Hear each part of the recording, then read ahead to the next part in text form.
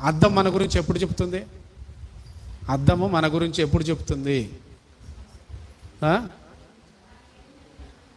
అది దాని దగ్గరికి పోయి నిలబడితే చెప్తుంది. అద్దం మన గురించి ఎప్పుడు చెప్తుంది? నువ్వు దాని దగ్గరికి పోయి నిలబడితే చెప్తుంది. దేవుడు మన గురించి ఎప్పుడు చెప్తాడు? ఎప్పుడు చెప్తాడు?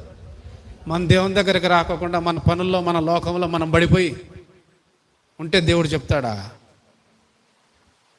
దేవుడి దగ్గరికి రావాలి, నువ్వు దేవుని ఎదుట నిలబడాలి. ఎప్పుడెప్పుడు రావాలా? వారానికి ఒకసారా? వారానికి ఒకసారి అద్దం చూసుకుంటే సరిపోతుందా? రోజు చూసుకుంటాం కదా. ముసలోళ్ళైనా చూసుకుంటారు రోజుకు ఒకసారి అన్నా కదా. చూడండి, మనం కూడా దేవుని దగ్గరికి ప్రతి